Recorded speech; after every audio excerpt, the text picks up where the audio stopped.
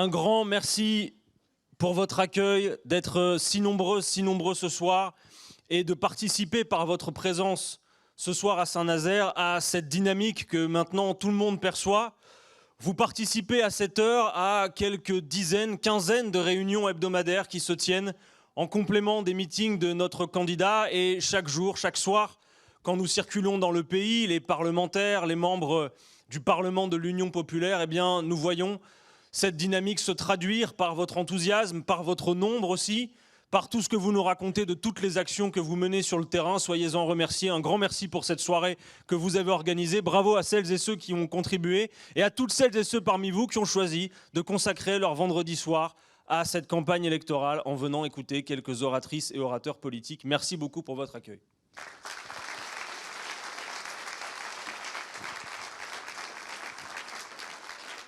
Il est assez évident que dans les circonstances dans lesquelles nous nous retrouvons, Mathias a bien fait de situer le début de son propos par l'hommage qu'il a rendu au peuple ukrainien, par le fait de le faire applaudir. Et oui, à cette heure, toutes nos pensées se tournent non seulement vers le peuple ukrainien, bien sûr vers nos compatriotes français qui se trouvent là-bas en Ukraine, vers ces femmes et ces hommes réfugiés que l'on voit sur des images si désolantes, si tristes, prendre la route pour échapper à ce qu'il convient d'appeler une invasion guerrière inacceptable, en violation de tous les droits et tout le droit international. Et Vladimir Poutine en porte la seule responsabilité. Cette invasion est absolument condamnable. Elle doit être condamnée fermement. Quelles qu'aient été les conséquences qui aient amené Vladimir Poutine à penser comme il pense, il n'a pas à agir comme il agit. Et nous condamnons fermement cette invasion.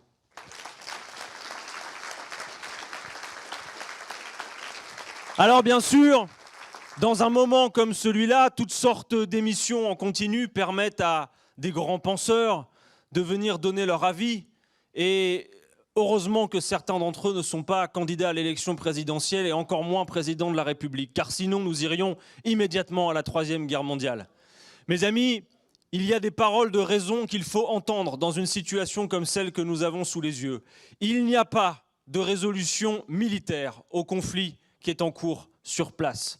La guerre n'est pas la solution, sauf à la guerre totale qui serait en plus, dans les circonstances particulières, une guerre généralisée entre puissances nucléaires. Par conséquent, la solution, le moment venu, le plus tôt possible, est une solution diplomatique. Bien sûr, elle passe d'abord par des conditions que Mathias a rappelées. Le cessez-le-feu immédiat qu'il faut obtenir, le retrait des troupes russes d'Ukraine où elles n'ont rien à faire, et en aller vers les chemins de la discussion reprise, par exemple, par l'Organisation de sécurité et de coopération européenne, qui est le bon cadre pour le faire, pour en appeler à ce que nous disons depuis maintenant de nombreuses années. Une conférence internationale sur les frontières, car mieux vaut en discuter que de régler les conflits comme c'est en train de le faire. Vladimir Poutine a choisi de les régler par la guerre. Et donc voilà ce qu'il faut, une solution diplomatique. Et la France doit œuvrer à obtenir cette solution. Alors, mes amis, je veux le dire aussi, et même si je ne vous ferai pas l'affront ce soir de m'abaisser au niveau pitoyable, ras des pâquerettes, de certains politiciens qui profitent d'une situation de guerre pour espérer se refaire la cerise par de basses polémiques. Vous n'avez ni à baisser les yeux, ni à rougir des positions qui ont été depuis des années celles de notre candidat en matière de géopolitique. La seule boussole que nous avons, comme Mathias l'a très justement rappelé, c'est la paix. Et Jean-Luc Mélenchon, en l'espèce, sur la question de la Russie et de l'Ukraine, c'est plus de 10 ans d'alerte sur la situation qui couvait. Ce sont des alertes récentes sur le fait de dire que l'extension à l'est de l'OTAN était vécue comme une provocation par Vladimir Poutine et que bien sûr, il allait y répondre. Il y répond d'une manière totalement inacceptable. Mais il n'y a pas d'un côté cet aspect binaire où vous auriez d'un côté les gentils Américains, de l'autre côté les méchants Russes. L'ordre du monde a changé. Et je dis ça après, bien sûr, avoir reprécisé à quel point la manière particulière d'agir, la guerre, l'invasion, le non-respect du caractère intangible des frontières n'est absolument pas acceptable et notre condamnation a été la plus claire. Mais quand Jean-Luc Mélenchon défend, comme depuis des années, l'idée d'une France non alignée, au seul service de la paix, non alignée, certains le lisent toujours comme dans le camp de l'ennemi. Non, non aligné, précisément, ça veut dire ni dans un camp, ni dans un autre. Alors aujourd'hui, ils ressortent toutes les petites vidéos, comme lorsque nous avons dit, moi-même d'ailleurs je l'ai fait il y a quelques semaines, reprenant les propos du président ukrainien lui-même à ce moment-là, qui disait « Calmez-vous un peu, il n'y a pas d'invasion et de risque imminent, il n'y a pas de menace russe imminente ». C'est ce qui était dit. Qui avait prévu que Vladimir Poutine procéderait à cette invasion? Qui avait prévu? Personne, même le président ukrainien ne s'y attendait pas. Et aujourd'hui, ils viennent reprendre certains extraits de vidéos pour nous faire dire autre chose que ce que nous avons dit. Non alignés, ni dans un camp, ni dans l'autre, ça veut dire en l'espèce que la Russie n'a pas à envahir l'Ukraine et que les États-Unis n'ont pas à s'étendre toujours plus à l'Est, procédant à une provocation qui n'est pas acceptable. Et retrouver notre indépendance, ça n'est pas une question chauvine, c'est retrouver notre indépendance pour être sur la scène internationale un interlocuteur fiable. Parce que, figurez-vous, que s'il s'amuse à caricaturer nos positions, et si l'heure n'est pas à en rajouter dans la polémique, alors que même si nous sommes en campagne présidentielle et que la confrontation des idées, y compris sur les questions internationales, est une nécessité pour la démocratie, nous ne voulons pas en rajouter. Il est préférable que la France parle d'une seule voix sur la scène internationale. Mais tout de même, certains, ces derniers jours, ont fait toutes sortes de visuels pour saluer l'action du président de la République, grâce à laquelle, paraît-il, les Russes reculaient. On voit le résultat 24 heures plus tard. Juste avant l'invasion, on nous annonçait peut-être même un sommet entre Biden et Poutine, et pourquoi pas à Paris. C'est bien la preuve que dans cette situation, l'importance de retrouver notre indépendance, c'est que M. Poutine, quand il a en face de lui M. Macron, même sur une table de 7 mètres, il sait malheureusement qu'il a en face de lui quelqu'un qui ne tient pas les clés entre les mains, quelqu'un qui ne prend pas la décision. Tant que la France sera arrimée à l'OTAN, elle ne sera pas vécue comme un interlocuteur fiable comme beaucoup de nos partenaires. Et donc,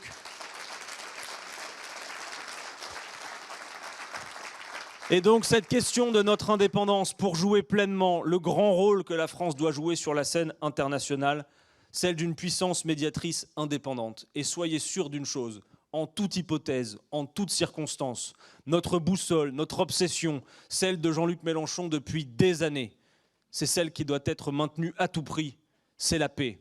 Et la paix n'est pas un état de fait. La paix est une construction politique lente, patiente, qui nécessite de poser des actes pour l'obtenir. C'est à cela que nous voulons contribuer, y compris avec notre programme en matière internationale et géopolitique.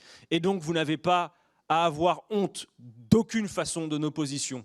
Vous pouvez reprendre les extraits vidéo, vous pouvez voir tout ce qui a été raconté par notre candidat depuis des années, et y compris le fait qu'il avait alerté sur la situation sur place, qui était une poudrière. Et malheureusement, désormais, cette situation, celle du retour de la guerre sur le vieux continent, elle est là sous nos yeux. Nous espérons de tout cœur que la France prenne les initiatives qu'il faut et prenne sa part urgente à l'accueil de ces réfugiés, des femmes et des hommes qui, à cette heure, fuient l'Ukraine sous les bombes.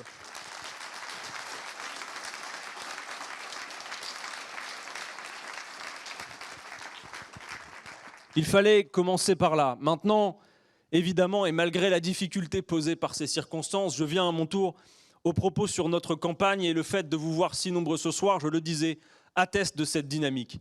Mes amis, nous nous serions retrouvés il y a quelques 6 mois peut-être. Vous aurez sans doute succombé alors aux commentaires médiatiques sur le thème le deuxième tour, on le connaît déjà, ce sera Macron-Le Pen, c'est d'ailleurs inévitable, et l'élection de M. Macron est d'ailleurs une formalité administrative. Il n'aura échappé à personne qu'à 44 jours de l'élection présidentielle, ce tableau a un peu changé. Et qu'autour de nous, ça s'est beaucoup réchauffé ces derniers jours. Vous avez vu que nous avions remis la tortue à la mode. Rien ne sert de courir, il faut partir à point, et nous sommes partis à point. Dès novembre 2020, nous avons décidé de mener une campagne de longue haleine, en déployant des outils formidables qui nous ont permis d'être prêts à temps avec un certain temps d'avance. À la fois les outils numériques permettant d'agir sur le terrain, comme la plateforme Action Populaire, le fait de déployer des méthodes de campagne novatrices avec ces caravanes de l'Union populaire qui font le travail pour l'inscription sur les listes électorales. Et bien sûr, surtout, et ce n'est pas parce que c'est, je crois, la première fois dans cette campagne que j'ai la chance de partager la tribune avec elle, mais bien sûr, le travail formidable qui a été accompli par Clémence Guettet, par Adrien Toussel, sur l'actualisation de notre programme L'Avenir en commun, qui est notre point d'appui le plus précieux. Parce qu'une campagne électorale, c'est d'abord et avant tout de la conviction, pas une opération de séduction, de la conviction autour d'un programme. Et très franchement, je le disais tout à l'heure à un journaliste qui m'interrogeait sur ce sujet, quel confort d'être dans des réunions publiques, d'être dans la prise de parole et le porte-parole médiatique avec un point d'appui aussi essentiel qui, je le sais, vous sert à vous aussi dans votre activité quotidienne, dans vos rencontres, dans vos porte-à-porte, avoir un programme sérieux, solide, qui à la fois répond aux grands enjeux du siècle que nous avons devant nous, mais aussi soulage le quotidien, les questions concrètes qui occupent beaucoup les Françaises et les Français, aux premières desquelles le pouvoir d'achat, la santé, la question climatique. On peut en effet saluer de nouveau Clémence pour ce travail qui a été fait pendant ces mois-ci. Elle porte plusieurs casquettes, elle est aussi secrétaire générale du groupe à l'Assemblée nationale. Et d'ailleurs, j'en profite parce qu'elle n'est pas seule. Il y a au fond de la salle quelqu'un que peut-être vous ne connaissez pas bien, qui se cache derrière son masque, qui s'appelle Pierre Vince et qui lui aussi travaille au secrétariat général du groupe à l'Assemblée. Et il faut saluer ses collaborateurs avec qui nous travaillons depuis 5 ans maintenant et sans lesquels rien de ce que vous avez vu aurait été possible. Je crois que ce mandat, ces 5 années, non seulement elles sont vite passées, c'est vrai que mardi on assistait à la dernière séance de questions au gouvernement de ce mandat et avec Corbière on se regardait, on se disait mais on se rappelle comme si c'était hier du moment où nous y sommes rentrés.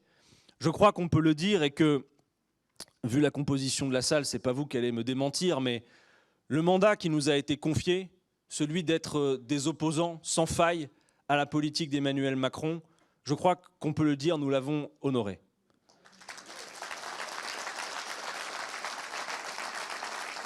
Mais nous l'avons honoré, mais nous ne nous en sommes pas contentés. Nous avons utilisé, c'est vrai, ces 5 années d'opposants à l'Assemblée nationale pour préparer méthodiquement le point auquel nous voici rendus désormais, c'est-à-dire le fait que dans quelques jours, quelques semaines tout au plus, si le peuple français le décide, eh bien nous serons prêts à gouverner ce pays. Nous disposons, je l'ai dit, d'un programme solide, d'un candidat dont les talents ne sont plus à louer, qui ont fait la démonstration jour après jour dans toutes ces prestations médiatiques, dont on ne cesse d'ailleurs de nous parler, sans doute comme à vous, sur le terrain, d'équipes solides. Il y a dans les cartons des projets de loi, des plans d'action concrets qui nous permettront, le moment venu, de gouverner ce pays. Et je le disais, après avoir déployé tous ces outils, le paysage que nous avons désormais sous les yeux n'est plus exactement le même. Vous n'étiez pas habitués, vous non plus, à voir, comme on le voit depuis 3 semaines, toutes sortes d'éditorialistes faire les louanges de la campagne de Jean-Luc Mélenchon, jusqu'à écrire que la présence de Jean-Luc Mélenchon au second tour de l'élection présidentielle n'est plus une hypothèse mais une possibilité, et jusqu'à avoir ce titre du journal Challenge, il y a 3 jours, Jean-Luc Mélenchon en très forte dynamique. Eh bien, il se passe finalement sous nos yeux ce que nous avions prédit qu'il se passerait. Oui, grâce à cette solidité, à ce sérieux qui est le nôtre, à cette constance dans la défense de notre projet et de nos idées, nous en sommes rendus à ce point où Jean-Luc Mélenchon, dans les enquêtes d'opinion et des sondages que nous avons toujours toutes les raisons de prendre avec recul, parce que vous connaissez ces méthodes qui excluent une bonne partie des gens interrogés sur la base de leur niveau de certitude de vote. On leur demande pour qui allez-vous voter, admettons qu'ils répondent Jean-Luc Mélenchon, ce qui nous fait plaisir, puis ensuite on leur demande sur une échelle de 1 à 10, quel est votre niveau de certitude d'aller voter. S'ils ne répondent pas 10, ils sont exclus du panel. Vous avez des résultats où, sur un panel de 1500, le résultat sort sur 700 personnes, avec bien sûr le pli sociologique que l'on connaît, ou parce que ce sont d'abord les jeunes, les ouvriers, les employés qui ont un niveau de certitude de vote qui est le moins consolidé, qui sont les plus tentés par l'abstention, eh bien, vous avez une partie de cet électorat qui disparaît. Mais malgré ça, les sondages donnent désormais Jean-Luc Mélenchon à 12-13%, y compris depuis hier, devant Madame Valérie Pécresse. Et mes amis, vous devez bien vous rendre compte de ce qui est en train de se passer, parce que Madame Royal, et elle a bien eu raison de le faire et on l'en remercie, alors a utilisé le terme de vote utile. Nous, on ne le reprend pas à notre compte parce que vote utile, on a subi ce terme pendant des années. Il est assez connoté, mais admettons, en réalité, ça n'est vraiment que de la sémantique. Qu'a-t-elle dit ? Elle dit, écoutez, il y en a un qui se dégage du tableau parce qu'il a un programme solide, une campagne en dynamique, qu'il est capable de se qualifier au second tour. Si la gauche ne veut pas être spectatrice de ce second tour, eh bien, c'est Jean-Luc Mélenchon. Merci madame. Elle a dit ce que d'aucuns peuvent voir en regardant le tableau que nous avons sous les yeux. Mais songez au fait que cette idée d'un vote efficace, que nous rappelons depuis quelques semaines, va nécessairement se renforcer si les sondages nous confortent devant Madame Pécresse. Je m'explique. Si les sondages nous confortent devant Madame Pécresse, ça veut dire que la question qui va être posée, en effet, c'est de savoir, devant M. Macron, qui, il faut bien l'admettre, est aujourd'hui avec une large avance, qui est l'alternative? Est-ce que c'est l'une des deux nuances d'extrême droite? Ou est-ce que c'est la rupture sociale, écologique, démocratique que nous portons? Voilà la question qui va être posée. Et c'est pourquoi les 44 jours de campagne qui restent vont être extrêmement importants et chacune de nos actions, de vos actions, va compter double ou triple dans cette période. Alors oui, c'est à cela qu'il faut se préparer. Et j'en profite moi aussi pour saluer non seulement bien sûr les élus qui ont joué leur rôle et qui ont permis que cette candidature soit possible, mais d'abord les femmes, les hommes, les militantes, les militants, et ça a été une tâche extrêmement rude, qui ont contribué à ce que hier nous soyons en capacité, enfin, grâce à la collecte de 540 parrainages, de présenter la candidature de Jean-Luc Mélenchon. On va enfin pouvoir souffler et se concentrer pleinement sur la campagne.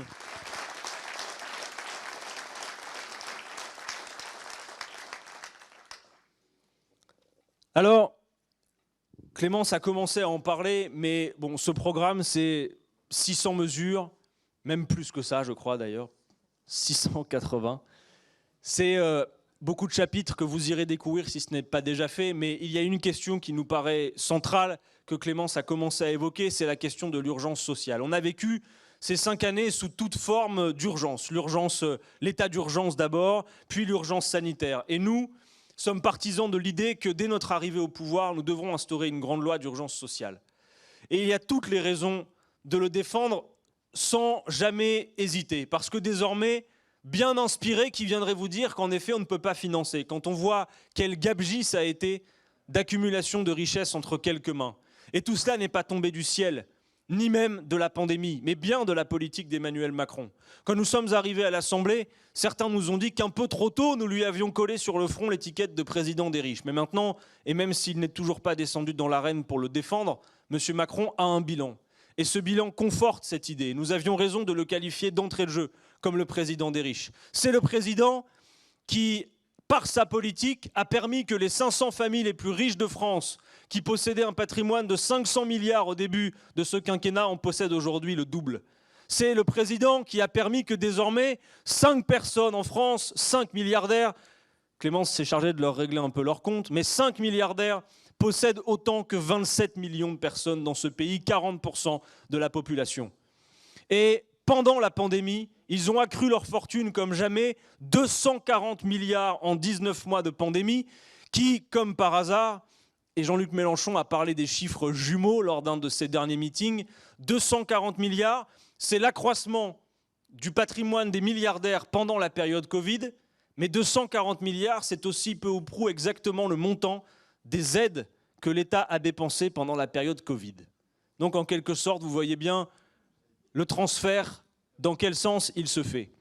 Et derrière cette situation d'accumulation dans les mains de quelques-uns, une situation de pauvreté qui s'est accrue. Pendant le quinquennat de M. Macron, près d'1 demi-million de personnes dans notre pays sont tombées dans la pauvreté. La situation que nous avons sous les yeux dans cette France d'Emmanuel Macron, c'est 10 millions de personnes sous le seuil de pauvreté, 8 millions qui dépendent de l'aide alimentaire, 12 millions qui subissent les conséquences de la précarité énergétique. Et derrière ces chiffres qui paraissent souvent désincarnés, des femmes, des hommes, peut-être dans cette salle, sans doute que vous connaissez, qui ont l'angoisse d'ouvrir leur boîte aux lettres pour savoir s'ils vont pouvoir honorer les factures qui s'y trouvent, qui angoissent de devoir dire à leurs gamins qu'ils n'ont pas de quoi leur payer les loisirs auxquels ils sont en droit de formuler la demande auprès de leurs parents, etc., etc. Cette situation de pauvreté dans un pays qui produit 2300 milliards de richesses chaque année qui sont extrêmement mal réparties, nous voulons y mettre fin. Clémence a donné les principales solutions, par le fait que personne ne vive sous le seuil de pauvreté, par l'augmentation du SMIC, des minima sociaux, par la fiscalité, elle en a bien parlé, et aussi par l'extension de la gratuité d'un certain nombre de biens de première nécessité. Par exemple, sur la question de l'eau qu'a évoqué Mathias, nous voulons faire en sorte que les premiers mètres cubes d'eau qui sont indispensables à la vie soient gratuits pour toutes et tous sans distinction et financés par une tarification progressive qui revient à la philosophie suivante. L'eau qui sert à boire ou à se laver et qui est donc vitale peut être gratuite pour tous si l'eau qui sert à remplir une piscine ou à laver une bagnole coûte plus cher pour financer la gratuité pour tous.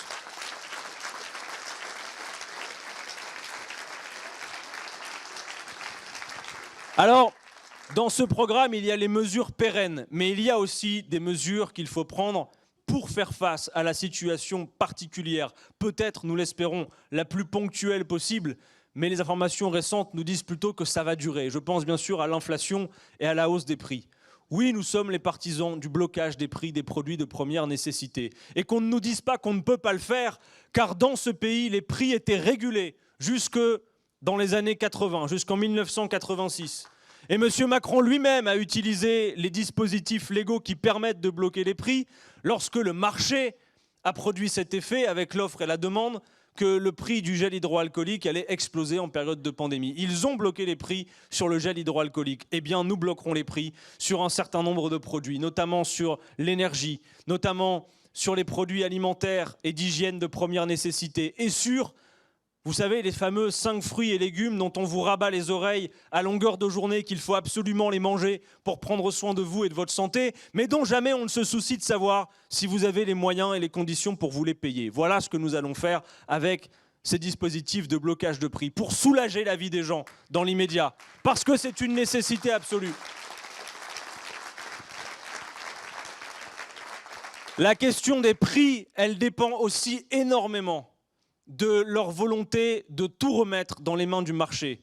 Et ça me permet, moi aussi, de répondre à ma manière à la requête qui nous a été transmise avant ce meeting, puisque dans le cas de l'énergie, c'est absolument ahurissant de voir combien précisément le marché est responsable des effets de fluctuation des prix. Vous ne le savez peut-être pas, mais si votre facture d'électricité augmente, ça ne correspond absolument pas à une réalité matérielle de production derrière. Ça correspond à un simple mécanisme de marché qui fait qu'en vertu de ce marché, eh bien, le prix de l'électricité est indexé sur le prix du gaz. Pourquoi? On ne sait pas bien, mais c'est comme ça, c'est le marché. Ça veut dire que quand le gaz augmente, sans qu'il ne coûte plus cher de produire un seul mégawattheure de plus, eh bien, le prix de votre facture d'électricité augmente également. Il faut dire que jamais la situation n'a été aussi favorable pour remettre en cause ce qui a été fait avec l'énergie. Comme ils l'ont fait bien sûr dans d'autres secteurs, il y a eu les télécoms et tout le reste. Vous savez, la Commission européenne, qui vient donner des injonctions au gouvernement, elle déteste les monopoles d'État. Elle ne sait même plus pourquoi, mais elle les déteste. Chaque fois qu'il y en a, elle les affronte pour mettre à la place la concurrence libre et non faussée. Et quand vous n'y croyez pas, elle vous dit « mais si, vous allez voir, ça va permettre automatiquement, parce que c'est magique, de baisser les prix ». Ils vous ont fait le coup sur l'énergie. Ils vous ont dit, messieurs, dames, vous allez voir, on va ouvrir le marché de l'énergie et les prix vont baisser. Les prix ont tellement baissé, n'est-ce pas? Vous avez vu vos factures? Depuis qu'ils ont ouvert le marché de l'énergie, c'est plus 80% sur la facture d'électricité et de gaz. C'est une gabegie incroyable. Et pire, ils ont profité de l'occasion pour démanteler ce que, depuis le Conseil national de la résistance, notre pays avait méticuleusement et patiemment construit. Avant, il y avait une entreprise intégrée que vous connaissiez, EDF, GDF, qui maîtrisait tout d'un bout à l'autre, de la production jusqu'à la distribution. Et puis ils sont arrivés, ils ont tout démantelé pour pouvoir faire le marché et faire qu'il y ait des concurrents qui arrivent sur ce marché. Des concurrents qui, bien sûr, n'ont pas les moyens de production de l'opérateur historique, mais la Commission européenne a dit c'est pas grave, on va obliger l'opérateur historique à mettre à disposition de ses concurrents une part de sa propre production pour qu'avec sa propre production, ses concurrents puissent venir lui faire concurrence. Admettez que c'est absurde. Il se trouve que, vous le savez peut-être, avant d'être parlementaire, je travaillais sur un plateau téléphonique à EDF. D'ailleurs, les macronistes m'avaient repeint en député call center au début du mandat pour ça. Et je leur ai dit, mais pour nous, c'est un honneur d'être des employés qui arrivent à l'Assemblée, comme Caroline Fiat, qui était assistante de santé, Danielle Obono, conservatrice des bibliothèques. Ah, bien sûr, ça leur a fait tout drôle. Bon, je reviens à l'anecdote. Une fois, parce que mes clients étaient des entreprises et non pas des particuliers, une fois, j'ai au téléphone un boulanger qui avait lu un article dans Le Monde, je crois, qui expliquait ce mécanisme où l'opérateur historique doit refourguer à ses concurrents une part de sa production pour qu'artificiellement, ils viennent lui faire concurrence. Il me dit, oui, je comprends, c'est sûr que demain, n'importe qui ouvre une boîte pour aller sur le marché de l'énergie, c'est pas évident de venir concurrencer EDF. Vous n'allez pas vous mettre à construire des centrales nucléaires, quoique maintenant, M. Macron, il veut en construire plein partout, même des petits et des gros près de chez vous. Et il me dit, du coup, ça marche comment? En fait, moi, ce que je comprends, c'est c'est un peu comme si moi, qui suis boulanger, la Commission européenne se pointe, elle dit, dans votre rue, il n'y a pas assez de concurrence. Alors, vous voyez, on va permettre à certains concurrents de s'installer. Ils n'ont pas de moyens de production, c'est pas grave. Il y a en face de vous un local, il est vide, on va écrire boulangerie sur la devanture, et puis le matin, avant que ça ouvre, vous allez lui filer du pain. Le pain que vous faites avec votre four, et puis comme ça, il va venir vous faire concurrence avec le pain que vous faites. Il me dit, j'ai bien compris, M. Quatennens, c'est ça que ça marche? Je dis, oui, oui, ça s'appelle la Commission européenne.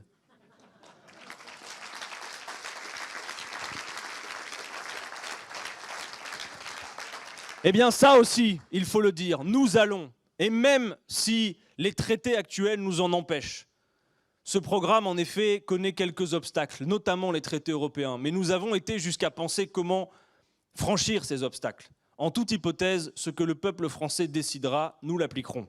Et oui, nous avons l'intention de reconstituer dans ce pays un grand pôle public de l'énergie qui nous permette à la fois de maîtriser les coûts, de maîtriser les prix et de faire la planification écologique et de sortir de toute urgence l'énergie de cet absurde marché qui conduit à la catastrophe, qui met à genoux certaines entreprises comme EDF et qui fait que vos factures ne cessent d'augmenter.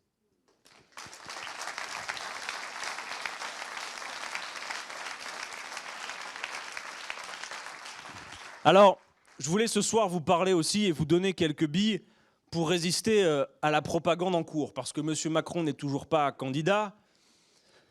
Il trouvera d'ailleurs, même si la situation internationale, on le comprend, l'occupe beaucoup, mais ça n'aurait pas été ça, j'ai envie de dire, ça aurait été autre chose. De toute façon, il n'a pas très envie de venir non seulement défendre son bilan, et encore moins d'aller dire aux Français les horreurs qu'il a l'intention de faire pour l'après. Parce que pour le coup, on parlait de la Commission européenne, mais on sait la copie qu'il est allé remettre à la Commission européenne, qui promet la réforme des retraites, qui promet le retour à l'austérité budgétaire et les règles de 3% d'ici à 2023, etc., etc. On connaît, et donc on sait ce que ça va produire.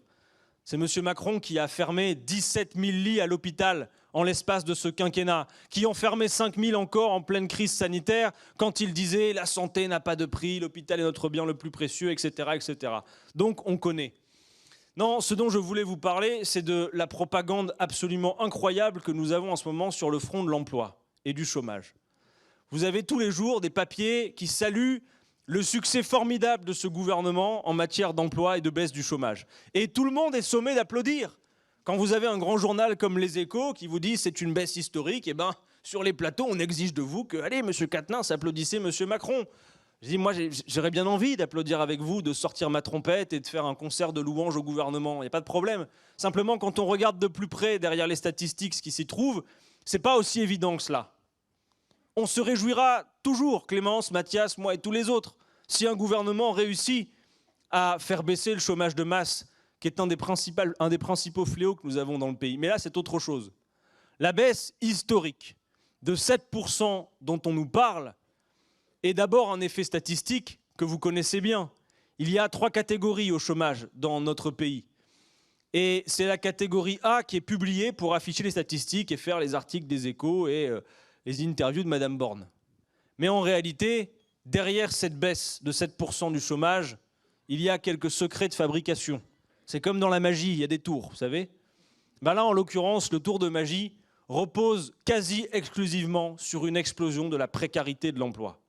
Les 107 000 emplois nets qu'ils ont créés, disent-ils, au deuxième trimestre de 2021, les 2/3 de ces emplois sont des emplois dans l'intérim.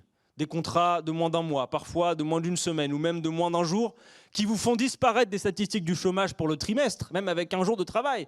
C'est-à-dire vous travaillez un jour, pouf, vous n'êtes plus dans les statistiques. Et c'est grâce au fait que vous ayez travaillé un jour que Madame Borne et Monsieur le maire peuvent dire nous avons un succès historique sur le front. Alors souvent quand ils le disent en plateau, vous êtes déjà retourné au chômage. Mais dans les statistiques, vous avez disparu pour avoir travaillé un seul jour. 1, une explosion de la précarité de l'emploi. 2, même des radiations à Pôle emploi qui ont fait des effets statistiques qui permettent de dire que le chômage a baissé. Et 3, et là c'est original, pour un gouvernement qui a sucré les contrats aidés qui étaient indispensables à plein d'associations, c'est la machine aux subventions totales pour des emplois hyper subventionnés, comme par exemple l'apprentissage, qui a quelques vertus, mais dont vous savez aussi que beaucoup de contrats sont rompus en seulement quelques mois, qu'ils débouchent très rarement sur des CDI. Bref, c'est l'explosion de la précarité de l'emploi qui explique d'abord et avant tout les chiffres du chômage. Et nous savons que toutes catégories confondues, c'est encore plus de 6 millions d'inscrits à Pôle emploi à cette heure. C'est donc un chômage de masse dont nous ne pouvons nous accommoder. Et ils n'auraient pas pu obtenir d'autres résultats avec la politique qu'ils ont menée pendant 5 ans. D'une part, la baisse des droits des travailleurs, comme ils l'ont fait, comme Mathias l'a dit, avec les ordonnances travail au début du quinquennat. Non, le niveau du chômage dans ce pays n'est pas corrélé au niveau des droits des travailleurs.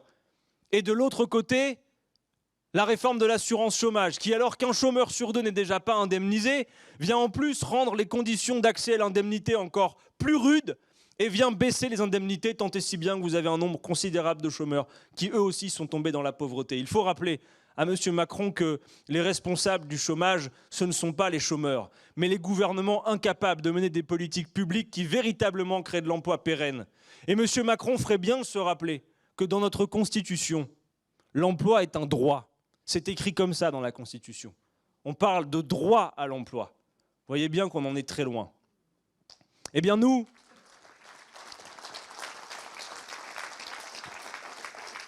fixons un cap. Jean-Luc Mélenchon, et j'ose le dire sans détour, est le candidat du plein emploi. Et nous assumons ce choix et cette préférence pour l'emploi. Vous savez, Clémence vous a rappelé l'allocation, la garantie d'autonomie qui fait que nous voulons porter les minima sociaux au niveau du seuil de pauvreté. Pour que personne ne vive sous le seuil de pauvreté, elle l'a dit, c'est 1 063 €.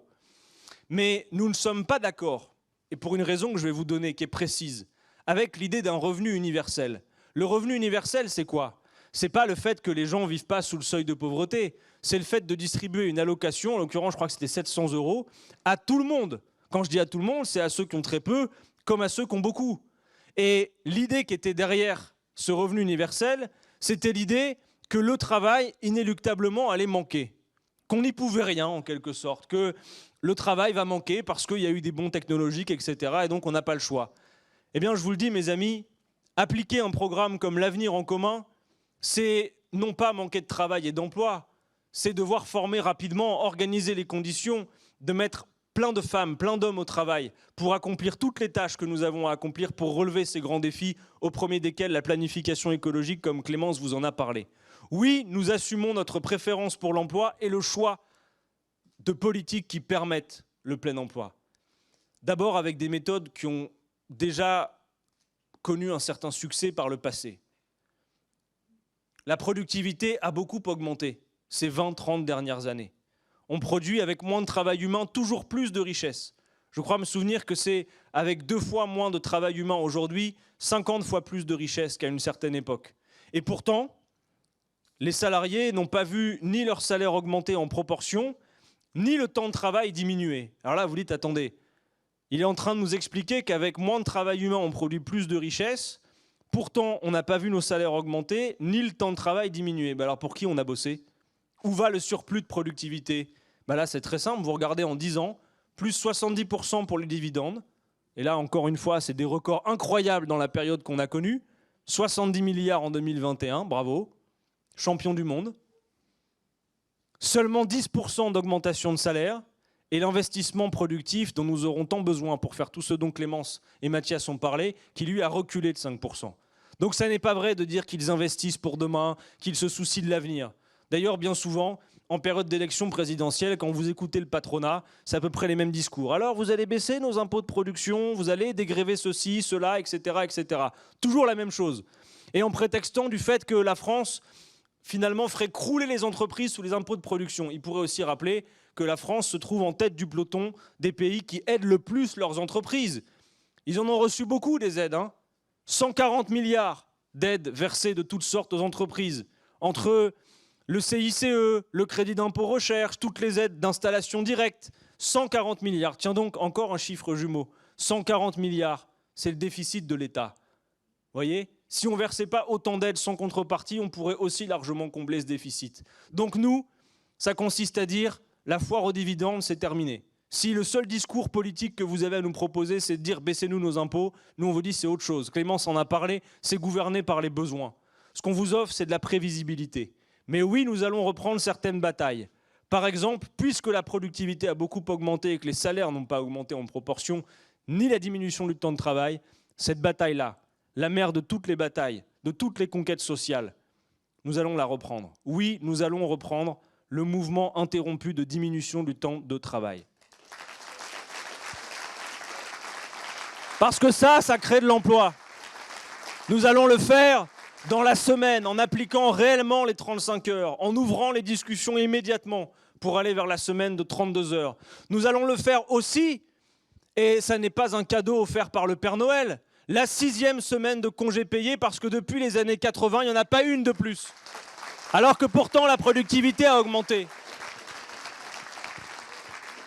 Et bien sûr, nous sommes les dépositaires, et désormais les seuls, de la retraite à 60 ans à laquelle Madame Le Pen a renoncé la semaine dernière. Parce que nous savons que financer la retraite à 60 ans, c'est simplement 2 petits points de plus de la richesse nationale à consacrer aux retraites, comme on l'a toujours fait. Et que, eh bien, il s'agit simplement de partager pour pouvoir le faire. Alors, partager le temps de travail. Travailler moins pour travailler mieux, travailler toutes et tous. C'est un premier objectif. Le deuxième, c'est en effet tous les projets de la planification écologique. On est en train de finaliser le chiffrage. Clémence doit aussi vous donner ce rendez-vous avec elle que vous avez, je crois, pour le 12 mars, pour la grande soirée du chiffrage du programme. Mais déjà, on a un certain nombre d'indicateurs en termes d'emploi. Je vous ai dit que ce programme allait créer beaucoup d'emplois. La planification écologique, indépendamment de la diminution du temps de travail, c'est beaucoup de nouveaux emplois à créer. C'est plus, je crois, d'1,5 million emplois nets que nous allons créer. Quand on vous dit qu'on veut faire l'agriculture paysanne relocalisée, c'est 300 000 paysans de plus qu'il va nous falloir. Quand on parle de l'économie de la mer, comme l'a fait Mathias, qui, contrairement à ce que racontent parfois M. Bayou et Jadot, n'est pas en effet l'exploitation des fonds marins, mais le fait de se dire comment on peut utiliser cette énergie qui est disponible, qui ne s'arrêtera jamais, pour faire la transition énergétique et aller vers le 100% renouvelable. C'est 600 000 emplois, rien que dans l'économie de la mer dont Jean-Luc Mélenchon parle, etc., etc. Ça aussi, ça va créer beaucoup d'activités et d'emplois. Donc vous voyez, non, ce n'est pas vrai que le travail va manquer. Et enfin, dernière disposition pour atteindre le plein emploi, c'est notre mécanisme de garantie d'emploi. Puisque nous voulons vraiment faire de l'emploi un droit, nous voulons instaurer ce mécanisme qui permet qu'en dernier ressort, tout chômeur de longue durée volontaire qui ne trouverait pas d'emploi dans le marché se voit proposer en dernier ressort par l'État soit un emploi qui correspond à ses qualifications dans le bassin d'emploi où il ou elle se trouve, soit une formation qualifiante, et pour des tâches que le marché n'accomplit pas, mais d'où nous estimons, nous, collectivement, que nous avons besoin de les accomplir. Je pense par exemple à ces métiers du lien, du soin, que mon camarade François Ruffin a si joliment mis en valeur dans son film Debout les femmes, qui passe ce soir à la cérémonie des Césars, mais également dans tous les métiers de la planification écologique. Bref, mes amis, je ne serai pas plus long sur ce front. Vous voyez bien que entre la diminution du temps de travail, entre la planification écologique créatrice d'emplois et la garantie d'emploi, on a toutes les chances d'arriver à notre objectif du plein emploi. Et alors seulement, si Jean-Luc Mélenchon s'en charge, peut-être que si vous vous trouvez sur le trottoir d'en face de l'agence Pôle emploi, vous pourrez dire « je traverse la rue et je trouve un emploi ».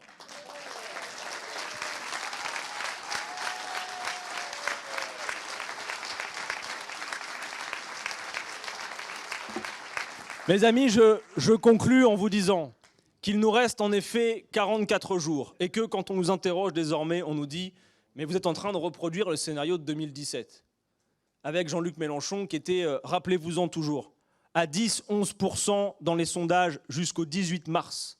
Nous sommes le 25 février. Et qui, du 18 mars jusqu'au mois d'avril, à la fin du mois d'avril 2017, passe en l'espace de 4 semaines de 11 à 19,5%.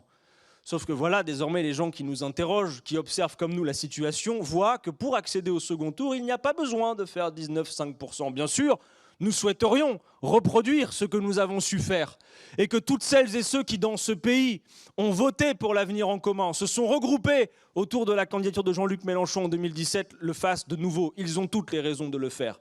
Mais aujourd'hui, le ticket d'entrée au second tour, il est plutôt de l'ordre de 16-17%. Alors quand Jean-Luc Mélenchon est aujourd'hui à 12-13 et qu'il nous reste 44 jours de campagne, nous savons que le résultat est à la portée de nos efforts. Et que peut se reproduire non seulement ce vote efficace qui fait que quand vous êtes de gauche et que vous regardez le tableau, vous vous dites où est-ce qu'il est le plus gros bâton pour qu'on y arrive, pour que non seulement on chasse M. Macron, mais pas pour faire l'extrême droite, pour faire tout le progrès qu'on a à faire. Mathias en a parlé dans des termes très justes. Vous savez, la fonction de l'extrême droite dans cette élection est très nette. Faites le test, faites-le. Retirez du discours de M. Zemmour, de Mme Le Pen et même parfois de Mme Pécresse qui s'amuse à en reprendre des bouts. Retirez de leur discours tout ce qui concerne des sujets que nous n'avons aucun mal à aborder, mais qui ne sont pas dans les priorités de ce que les Français attendent dans une élection présidentielle. Retirez leurs obsessions sur l'immigration, sur les musulmans, sur la religion, la couleur de peau, tout ce que vous voulez. Retirez ça. Qu'est-ce qu'il vous reste? Des nuances de macronisme. Aucun de ces quatre-là n'a l'intention de s'employer à faire ce qu'il y a lieu de faire, partager. Aucun de ces quatre-là n'a d'autres intentions que de vous faire travailler plus longtemps. Même Mme Le Pen a capitulé en race campagne sur la retraite à 60 ans. Par conséquent, oui, l'alternative désormais, en effet, pour le progrès, pour la rupture sociale, démocratique, écologique, c'est bien cette candidature-là. Et ça, nous allons le démontrer ces 44 jours. Alors, il y a toujours non seulement cette possibilité que des hésitants qui croient que la gauche est trop dispersée alors qu'il y a moins de candidats aujourd'hui que dans certaines échéances précédentes.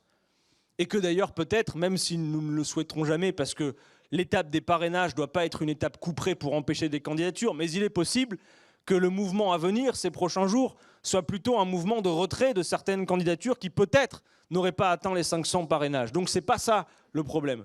Il faut se regrouper autour de cette candidature d'une part, mais aussi se rappeler que quand les sondages qui donnent Jean-Luc Mélenchon à 12 ou 13% sont à 65% de participation, il y a encore des femmes et des hommes à cette heure à aller convaincre dans le pays.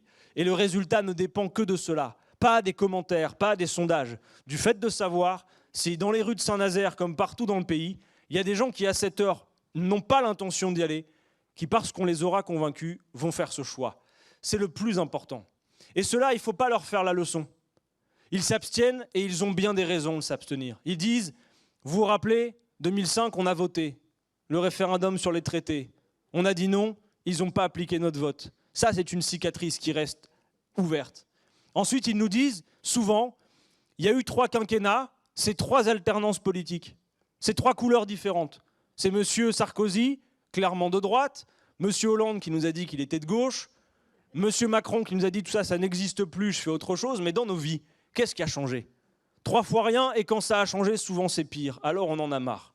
Ils ont des raisons et il faut les entendre. Il faut leur dire, y compris que dans notre programme, nous avons de quoi faire en sorte qu'ils ne nous donnent pas un blanc-seing. Le droit de révoquer les élus, ça permet d'abord et avant tout de rappeler aux élus qu'ils ont un mandat et que le peuple, à tout moment, peut reprendre la main. En revanche, mes amis, il y a une chose qu'il faut bien leur dire. Pourquoi vous croyez que c'est à nous, à vous les militants, de faire ce travail de l'inscription sur les listes électorales? Pourquoi croyez-vous que c'est au dernier moment que l'État se réveille avec une petite campagne de publicité? Depuis des mois, on leur demande pourquoi vous ne mettez pas tous les efforts pour faire en sorte que le peuple puisse exercer sa pleine souveraineté en allant voter. Comment pouvez-vous accepter que 11 à 13 millions de personnes dans ce pays soient pas ou mal inscrites sur les listes électorales? Certains, certaines vont se réveiller le 10 avril et vont apprendre peut-être dans leur bureau de vote qu'ils ne pourront pas voter. Ils ne le font pas. Pourquoi? Mes amis, vous connaissez la sociologie du vote. Vous savez qui sont les plus abstentionnistes et vous savez qui sont les plus mobilisés. Alors, à celles et ceux qui vous disent que voter ne sert à rien, prenez cet exemple, dites, mais vous êtes sûr que voter sert à rien? Mais alors pourquoi les autres, ils y vont? Parce que les électeurs de M. Macron, eux, ils vont aller voter. Ils ont déjà programmé le réveil matin pour le 10 avril. Et ils ne vont pas y aller en se disant que ça ne sert à rien. Ils y vont parce qu'ils savent bien que ça sert à quelque chose. Ils en ont eu plein les poches pendant 5 ans. Ils veulent en reprendre 5 ans de plus. Alors vous, ne leur laissez pas choisir à votre place.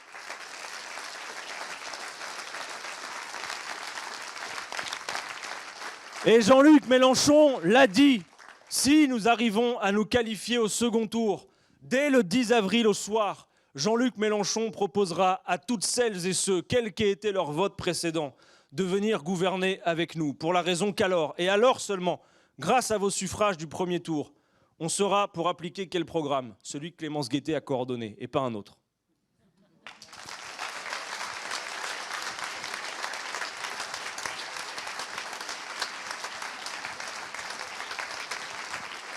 J'achève moi aussi par une citation. Elle dit ce que nous avons à faire ces prochains jours, ces prochains mois, une fois que nous y serons arrivés. Dans notre Constitution, dans la Constitution plus exactement du 24 juin 1793, il est écrit ceci. Un peuple a toujours le droit de revoir, de réformer et de changer sa Constitution. Une génération ne peut pas assujettir à ces lois les générations futures. Eh bien, mes amis, c'est le moment. Merci à vous toutes et tous. Et bonne campagne!